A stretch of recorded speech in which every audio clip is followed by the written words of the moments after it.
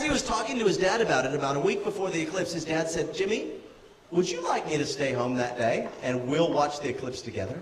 He said, yeah. So he said, okay, you stay home from school, I'll stay home from work, and we will have an eclipse day.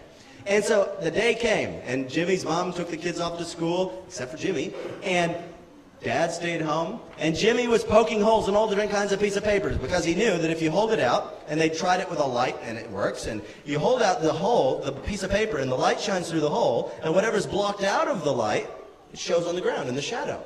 And so Jimmy tried, pieces of paper, thicker paper, cardboard, and he was outside testing them all out. Yeah, they all work. And so he's ready for the eclipse to come. And finally his dad comes out and says, has it happened yet? And he's like, no, it hasn't happened yet. Dad, you'll know when it happens because it'll start to get dark. It's actually going to get dark in the middle of the day. He said, oh, okay. Well, let me know when it starts to happen. So Jimmy comes running in the house later. Dad, it's happening, it's happening. There's a little bit eaten out of the sun. And so his dad comes out and he takes a piece of paper and Jimmy takes a piece of paper and they're there and they're watching as slowly but surely the moon is moving in front of the sun and they can see it reflected on this shadow in the ground.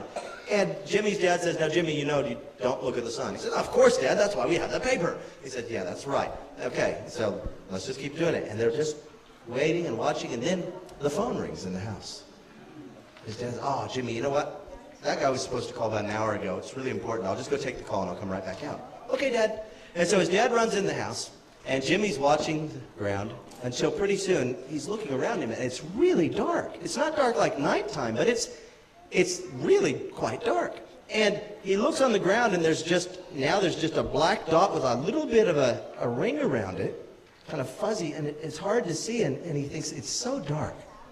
I wonder if I could just take a little peek at the sun. I mean, the moon's completely blocking it out. It won't hurt my eyes if I just look up at it. And so Jimmy looks up and then looks down. And he thinks, yeah, there was like a big ring of fire in the sky.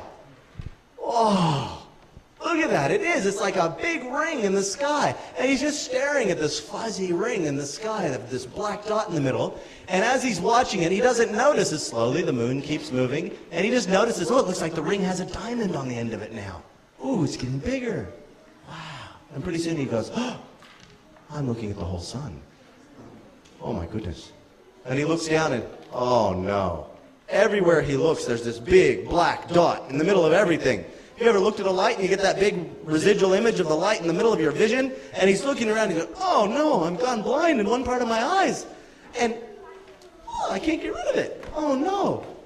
I better go for a walk. I don't want Dad to see me blinking like this. And so he thinks, I'll just walk around the block and I'll blink my eyes a lot and I'll see what happens and see if I can get rid of this dot. So he's walking along and he gets to the first corner and he turns the corner. And then he's walking and out of the corner of his eye he sees Andrew. Andrew was a homeless man who often slept right there underneath that bench in that part of the park that was there by their house. And he knew Andrew's name because sometimes they'd taken sandwiches to Andrew or sometimes leftover tea or whatever. And so he knew his name was Andrew. And as he was walking and he thought, oh, there's Andrew sleeping under that bench, he got this idea. Hey, I wonder if I put the black dot over the top of Andrew, he would just disappear. It'd be like he didn't even exist. I'm going to try it. And so as he got close to the park bench and noticed that Andrew today wasn't underneath the bench, but he was on top of the bench sleeping, he just stopped and he faced him and he looked right at him and put the black dot over the top of Andrew. And sure enough, he disappeared. But then something really strange happened. It was like a movie coming on. Andrew appeared in the middle of the black dot and he sat up and he looked at Jimmy and he said, I could really use a hug, Jimmy. Whoa, and he looked away and he thought, what? He wants a hug. Andrew wants a hug. I've never hugged Andrew before. Oh, I guess I can give him a hug. And so he walks over there, and as he gets just about to wrap his arms around Andrew, he realizes he's asleep again. Oh, well, and he wraps his arms and squeezes him. Oh, what are you doing? What are you doing? I'll move. Don't hurt me. Don't drag me away. I'm fine. No, sorry, Andrew. Sorry. I thought you wanted a hug. What? Oh, Jimmy, what are you doing? Oh, I thought you wanted a hug. Oh, well, I guess I did. Thanks, Jimmy. Okay. And so he keeps walking and he's blinking. He's still got this big dot and he gets all the way back home and it's still there. So he goes into his room and a few hours later he hears his mom call. Time for tea, kids. And he knows if he doesn't come for tea, something's going to happen. They're going to come and find out what's wrong with him. So he just goes to tea and he says, I'm just not going to look at anyone. I'm just going to look in the middle of the table and just eat. But as he's there trying to cut his food, when he looks at his food, it's just gone. black dot goes over the top of his plate. So he has to look out there and cut his food. And so he can see it just under here, but if he looks at it, it disappears. And sometimes he looks over there while he's cutting his food.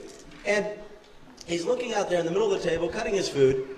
And his mom says, Jimmy, you've nearly finished your plate. Do you want some more mashed potatoes? He says, yeah, that'd be good, Mom, thanks. And nobody said anything yet that, he can't see in the middle of his vision. And so she leans out over and she takes a spoonful of potatoes and she goes to put it on his plate. And as she does, she goes right in the middle of the black dot. Boom! The potatoes freeze in the middle of the air.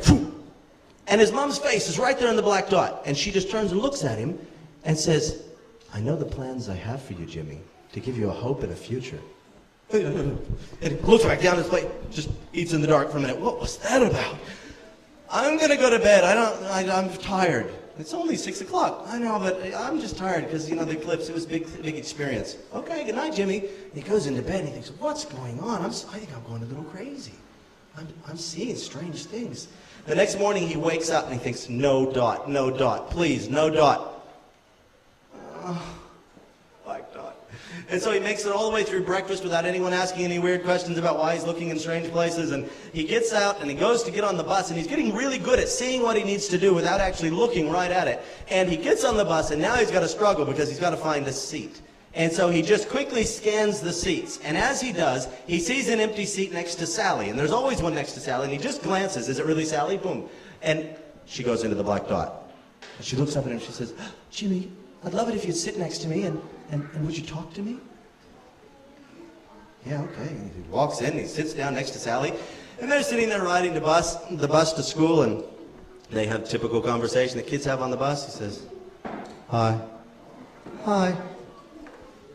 What are you doing today? Going to school. What are you doing? Yeah, going to school. What do you have in your lunch? 2 sandwiches. Mom always gives me 2 sandwiches. I only need 1. She always gives me 2. Yeah. What do you have in your lunch? Some pizza. I'm going to warm it up in the microwave. Oh, okay. Okay, well, we're at school. See you. Jimmy. Yeah? Thank you for sitting next to me. And thank you for talking to me. Well, I thought you wanted me to sit next to you and talk to you. I always want somebody to sit next to me and talk to me, but nobody ever does. Thank you. You're welcome. Jimmy gets off the bus and he makes his way down to the playground. He's not supposed to be on the playground before school technically, but some of the kids do. And he sees Shane swinging on the swing, and Shane is always there really early. And kids know that Shane just comes to school early and sometimes stays really late and he doesn't like to go home. And Shane's swinging on the swing, and for some reason, Jimmy just looks at him. And the dot goes right over Shane in the middle of a backswing, and he's right up in the air, and he just freezes. He looks over at Jimmy. Says, Jimmy, I haven't had any breakfast this morning. I'm really hungry. Starts swinging again. Jimmy says, oh, I got an extra sandwich. So he walks over there, and he says, hey, Shane, you want a sandwich? Oh, wow. He hops off he said, yeah, I'd love to have a sandwich. Because, I didn't have any breakfast this morning. He said, yeah, you said that already. I did not. I haven't talked to you yet today. But, well, yeah, okay, well, you can have the sandwich. Oh, thanks, Jimmy. That's really cool. See you later. And Shane runs off. And then Jimmy realizes I'm on the playground all by myself. And there's Mr. Ranky, the cranky teacher, coming at me. And so he makes his way back out to the path. And he starts walking down the path. And he thinks, okay, I've got to just act like I wasn't on the playground. Don't say anything wrong. Just don't get in trouble with Mr. Ranky. And so when he walks up, he just looks up at Mr. Ranky. Hi, Mr. And he just freezes Mr. Ranky right in the dot. And he says, Jimmy, I'm not really a mean teacher. I just want somebody to love me.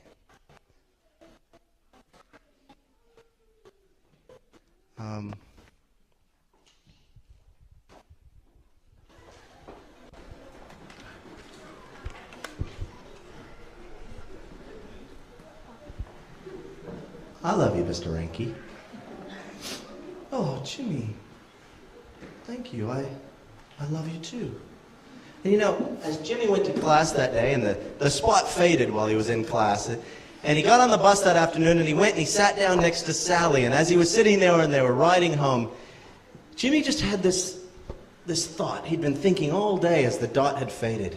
And his thought was this: I don't want to ever stop seeing people the way that I saw them after looking at the sun.